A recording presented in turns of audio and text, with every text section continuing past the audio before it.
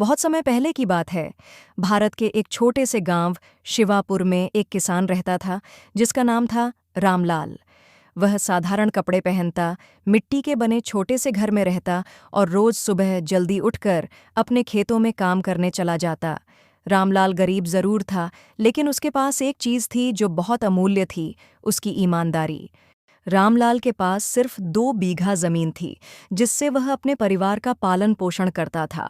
बारिश अगर समय पर हो जाती तो थोड़ी फसल निकल आती और बाजार में बेचकर कुछ पैसे मिल जाते। अगर सूखा पड़ता या बाढ़ आ जाती तो साल भर का खून पसीना बेकार हो जाता। फिर भी रामलाल कभी किसी से उधार नहीं लेता था। वो कहता, भूखे रह लूंगा लेकिन किसी को धोखा नहीं दूंगा। उसकी पत्नी गोमती और 2 छोटे बच्चे थे। सभी रामलाल की ईमानदारी पर गर्व करते थे। गांव में सभी लोग उसकी बहुत इज्जत करते थे। एक दिन की बात है, रामलाल खेत जोत रहा था कि अचानक उसका हल किसी चीज से टकराया। उसने मिट्टी हटाई तो देखा कि वहां एक पुराना लोहे का बर्तन है जिसमें सोने के सिक्के भरे हुए थे। रामलाल हैरान रह गया। उसने कभी इतने पैसे सपने में भी नहीं देखे थे। पर जैसे ही उसने सिक्के को हाथ में लिया, उसके मन में एक आवाज आई। ये धन तेरा नहीं है, तू मेहनत से कमाने वाला है, चोरी या जालसाजी से नहीं। रामलाल ने तुरंत वह बर्तन वापस मिट्टी में दबा दिया और खेत के मालिक को जाकर सब कुछ बता दिया। असल में वह खेत किसी बड़े जमींदार का था, जिसे रामलाल किराए पर जोतता था। जब रामलाल ने जमींदार को पूरी बात बताई तो जमींदार खुद हैरान हो गया। उसने कहा, रामलाल, आज के जमाने में जब लोग अपना धर्म और ईमान बेच देते हैं, तूने बिना सोचे समझे इतना सारा धन लौटा दिया। मैं तुझसे बहुत प्रभावित हुआ हूं।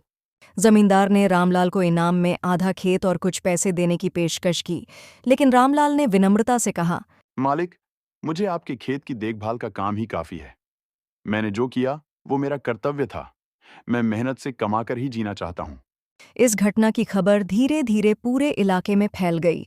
यहाँ तक कि राजा को भी रामलाल की ईमानदारी के बारे में पता चला। राजा ने तुरंत दूत भेजकर रामलाल को दरबार बुलवाया। दरबार में राजा ने रामलाल से पूछा, तुम इतने गरीब हो, फिर भी तुमने सोना वापस कर दिया, क्यों?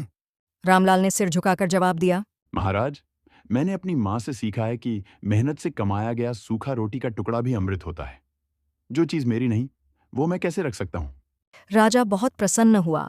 उसने रामलाल को एक बड़ी जमीन, एक बैल जोड़ी और सम्मान पत्र दिया। साथ ही उसकी ईमानदारी की कहानी पूरे राज्य में सुनाने का आदेश दिया। रामलाल अब थोड़ा संपन्न हो गया था, लेकिन उसकी सादगी और ईमानदारी जस की तस बनी रही।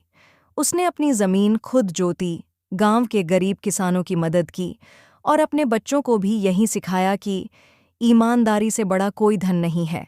जहां लोग शॉर्टकट्स और चालाकी से अमीर बनने की सोचते थे, वहीं रामलाल अपनी सच्चाई और मेहनत से अमीर बना,